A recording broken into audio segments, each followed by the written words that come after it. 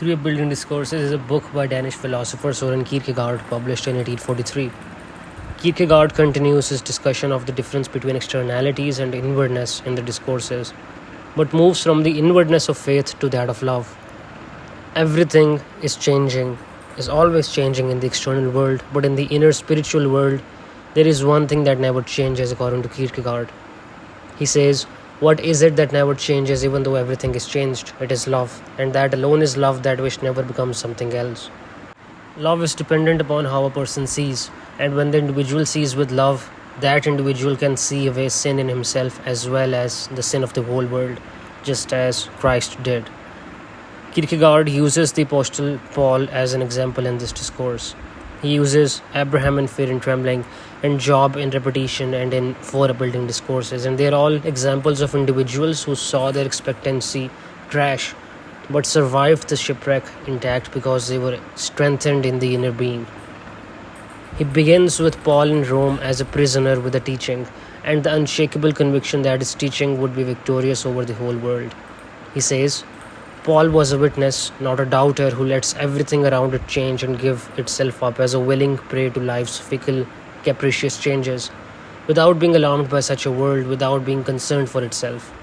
But this concern announces itself within the individual in such a way that he craves an explanation, a witness that explains the meaning of everything for it, and its own meaning by explaining it in the God who holds everything together in his eternal wisdom, and who assigned to man to be Lord of creation by his becoming God's servant, and explained himself to him by making him his co-worker, and through every explanation that he gives a person, he strengthens and confirms him in his inner being. This is what strengthened Paul in prison. He didn't run away from every explanation. He didn't fill time with perpetual deliberation. In his concern, the inner being announces itself, the inner being that is concerned not about the whole world but only about God and about itself, about the explanation that makes the relation understandable to it, and about the witness that confirms it in this relation. Kierkegaard says that even though Paul was imprisoned and had everyone against him, he did not lose hope, for he was strengthened in the inner being. He says, but now Paul, did he live in the favor of the mighty so that it could commend his teaching? No, he was a prisoner. Did the wise hail his teaching so that their reputation could guarantee its truth? No, to them it was foolishness. Was his teaching capable of quickly supplying the individual with a supernatural power? Did it offer itself for sale to people through leisure domain? No, it had to be acquired slowly, appropriated in the ordeal that began with the renunciation of everything. Did Paul then have any witness? Yes, indeed, he had every human witness against him. And in addition, he had the concern that the congregation would lose heart, or worse yet, be offended at him, because offense surely is never closer than when truth is oppressed, when innocence suffers, when injustice is sure of its victory, when violence is on the increase, when ignorance does not even need to use power against the good, but, careless and unconcerned, remains ignorant of its existence. But does Paul, forsaken by the witness, despair? By no means. Since he had no other witness to appeal to, he appeals to his hardships. Is this not a miracle? If Paul had not otherwise effectively demonstrated that he had the power of miracle, is this not a demonstration? To transform hardships into a witness for the truth of a teaching, to transform disgrace into glory for oneself and for the believing congregation, to transform the lost cause into a matter of honor that has all the inspiring force of a witness. Is this not like making the cripples walk and the mute speak? Therefore, what the apostle desires for every individual in the congregation is what he himself was, what his whole life demonstrates.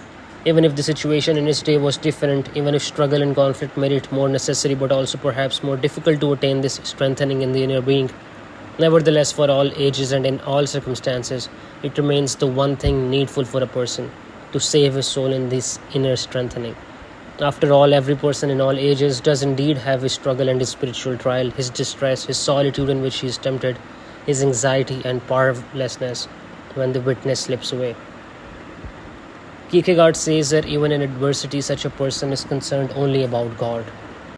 He says that the person in whose soul the inner being announced itself in that concern of which we speak, the person whose soul no human being's love filled in such a way that the witness departed from his thoughts, that person probably never found people to be as that wronged person found them, and yet he perhaps found them to be different from what he had hoped and wished them to be.